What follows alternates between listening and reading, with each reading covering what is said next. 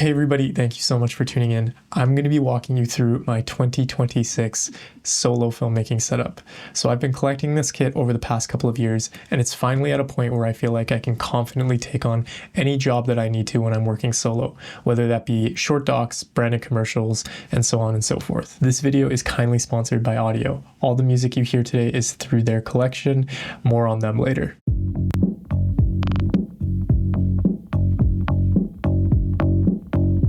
So for me, the whole goal with building out a solo filmmaking kit is making sure it's as efficient and nimble as possible. I don't have the same luxuries that I do when I'm working on set with bigger crews, so I want to make sure that my gear is not getting in the way of me telling my story. So at the core of my filmmaking setup is a Sony FX3. I've been using this camera for the last couple of years, and quite frankly, I don't have any sort of gripes or issues with it when it comes to what it can accomplish, especially with the size and efficiency of this package. So the lens that sits on my camera 90% of the time is the 24-70 from Sigma, specifically the Mark II version. Now, the 24-70 is such a workhorse. You know, it covers so much range from 24 at the wide end to 70, and it really allows you to get a lot of the shots that you might need when you're running solo. It's definitely not the lens with the most character, but it gets the job done, especially when you're working alone. Occasionally, I will pull out the Helios 44-3. This is a vintage lens that's manual focus. It's just got a little bit more character, and I use it for some specialty shots, whether that's interviews or maybe some portraits. It's a great lens to have just in my kit. In terms of filters, I pair my 24-70 with a Nisi 1 to 5 stop variable ND. This thing is great. I used to use the Polar Pro Peter McKinnon. I think it was like the Signature Mark II edition. That one was all right, but I noticed a huge green shift within my shadows, and that actually was the reason why I switched over to the Nisi, and this filter has been great. I leave this on my camera like 90% of the time. I don't really use a lens cap either. I just kind of throw it on there and leave it, and it's great. I don't notice the same color shift that I did with the Peter McKinnon, and in terms of quality, I love it. Along with the variable ND filter, I also have a Black Pro Mist 1/8 sitting on top of the 24-70 that we're using right now. This is just to add a little bit more character to the very clinical 24-70. I will probably move into something that's a little bit more subtle in the future, just because sometimes even though the 1/8 is the weakest strength for the Black Pro Mist, it does bloom the highlights quite a bit, and sometimes I just want something that's a little bit more subtle. In terms of caging, I'm using Smallrig's standard cage for the Sony FX3, and I pair that with this 5-inch Smallrig quick release plate. So the reason I love this 5-inch quick release plate is because it's DJI RS alongside Manfrotto, which means I can swap from handheld to gimbal to tripod, all with the same plate. It really saves me a lot of time when I'm on set, and this practically lives on my camera 100% of the time. So in terms of base plates, I'm using this one from Smallrig. This one actually was kind of hard to find. I looked for a while to find a base plate that kind of suited all of my needs, and I landed on this one, which I ended up purchasing from B&H, but I think it might be discontinued. The reason I love this base plate though is because it's a quick release style that accepts the DJI RS plate, and that just locks in with this lever, just like that. And then if I ever need to switch from handheld to gimbal, I just quickly release that and pop my camera right off the handheld rig. On top of that, it also accepts an RE dovetail on the bottom, so I can quickly just slide this whole handheld rig on top of a tripod whenever I need. It's a super convenient one, but like I said, it might be discontinued. I'll leave a link in the description if I do find a website that still sells it. In terms of power, I am powering my whole rig using a Smallrig VB99. It's a great V-mount battery because it's budget friendly and it's also pretty light. So I've got a couple of these that I just swap out whenever I'm on set. So the next thing that we've got here is this matte box from Tilta. This is the Tilta Mirage matte box. This thing is great. I typically only use this paired with my Helios 44-3 just because this does lose a lot of contrast when you're shooting in broad daylight, and the matte box kind of helps flag out some of that light and helps maintain some of the contrast. But overall, it's a great little matte box for a solo filmmaking kit. I use a 7-inch monitor from Portkeys. This is the BM72DS. I wish I could recommend this monitor in good faith. It's really attractive from the price point to the amount of different ports you get on the backside. The only issue is this broke on me within the first couple of months of me purchasing it, and when I requested a replacement from Portkeys, it was a little bit of a process, and the second one that came in also was having a little bit of an issue with the on and off switch. It could just be a one-off issue with me, but just keep that in mind if you do end up looking for a 7-inch monitor like this. Mount my 7-inch monitor to my camera using this magic arm from Smallrig. It's just a pretty standard magic arm, but it gets the job done. Moving on, when it comes to my computer and what I use to actually edit my films, I am rocking the M1 Pro 16-inch version from Apple. I've had this for a couple of years now, and it's been a workhorse for me. I don't see myself needing anything new at the time being, but definitely will upgrade to another Apple computer down the road when I need to. So when it comes to editing my films, I'm editing within DaVinci Resolve Studio. I use this to edit, sound design, color, and export all of my films. But when it comes to sound design, I want to take a second to talk about today's sponsor, who's Audio.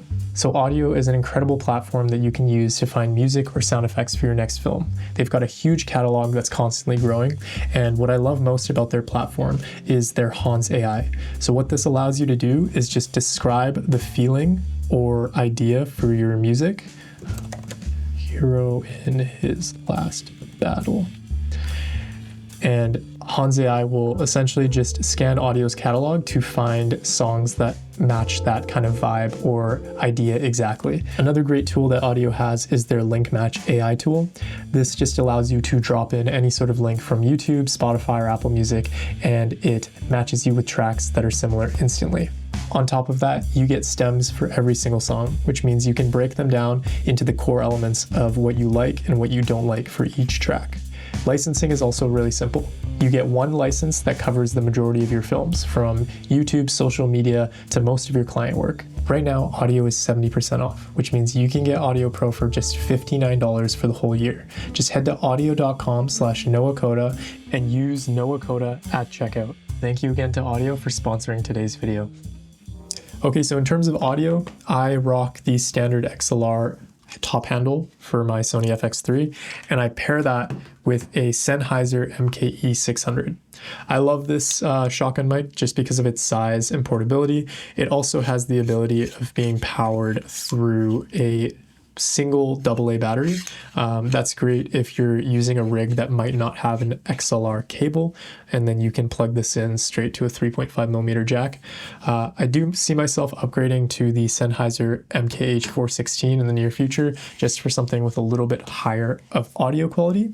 I also use these lavs from Rode. These are the Wireless Pros. They're honestly great lavs. You're hearing them right now. I have the lav taped up to my chest, and I use these for interviews or for documentary work. Now for my drone shots, I am typically rocking the DJI Mini 3 Pro. This one came out a couple of years ago and it's a little bit outdated, but quite frankly, it still gets some incredible footage. There are times, obviously, where this just isn't enough, and I may look to rent a Mavic 3 Pro or something a little bit bigger. But when I'm rocking a solo kit, this thing is small, portable, and honestly, it does the job 90% of the time. So in terms of gimbals, I am rocking the DJI RS3 Pro. This thing has been an absolute workhorse, and I love the extra payload capacity that you get with the Pro versions. I typically pair this with a 5-inch monitor just because the Portkeys is a little too big to throw on this, and I want it to be a little bit more lightweight. And for 5-inch monitors, I use the Shinobi 5-inch, which is currently on my camera as we speak. So one question I get asked a lot is, how do I film my rollers when I'm working solo? To answer that, I am typically on a electric longboard. It's a little bit tricky at the beginning for sure, just because you're only able to man the camera with one hand, but I've kind of perfected it and made it my own skill. Another recommendation I have is definitely the one wheel. I've seen other filmmakers use that for smooth rollers when they're on their own, and it's a little bit more intuitive because you have both hands free, but for me, this system works and I've kind of made it my own. Okay, so in terms of tripods, 90% of the time I'm rocking this AD80 from Smallrig. It's a great little budget-friendly tripod, and the reason I love it is because it takes the Manfrotto plate that we were discussing earlier, but it also has these 3 levers that you just quickly undo, and just like that, you can lift it up to your desired height. So great little tripod for solo filmmaking. Sometimes when I'm on bigger sets, I'll use Satchler tripods, but those ones are a little bit more expensive, so I'm typically just renting those when I need them. So when it comes to lighting, I have quite a few different lights within my kit, but one stands out among the rest, which is this light here. It's the Molis G300 from Zhiyun. The reason I love this light so much is because of the small package that it comes in, but it also overclocks to 500 watts. So you get a lot of versatility, whether it's lighting a interview or just using it as your main fill light. There's a lot of versatility when it comes to this light. So I'll pair this with just a standard softbox and use that for the majority of my interviews. Another great light that I have within my kit is this Nanlite Pavo tube. Now, the reason I love this light is because it is, again, fairly portable. It just comes in this small soft case, and I can use this as a hair light or a kick light, and it can be battery powered or it can be powered through a outlet as well. So it's super convenient and super useful. I highly recommend this one. When it comes to transporting my gear, I want something that is going to give me peace of mind, and for that I rock the 935 from Nanik. I really love this case because it's lightweight, but very thick and durable. It's waterproof, and it fits the size restrictions for most airlines, so I can keep it in my carry-on, because sometimes it's a little bit of a nightmare or a stressor when you have to check in valuable equipment on flights, and this allows me to just keep it with me. This is equipment that I've gathered over the last couple of years, so I know it can be a little bit daunting when you're just starting out. Don't feel like you need all of this equipment right off the bat to get your films done. It's a cliche saying, but the best equipment that you can use is the equipment that you have available to you right now. At the end of the day, the gear is there just to serve you and your story. So you want to make sure that it's not getting in the way of anything, but you also don't want to become too overconsumed with having the best equipment, because at the end of the day, the thing that matters most is the story and how you tell it.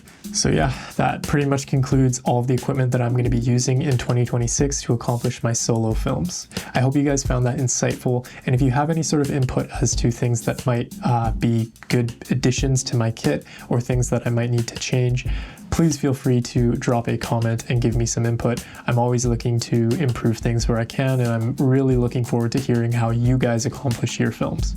Thank you again for watching, and thank you again to Audio for sponsoring today's video. I'll see you guys in the next one.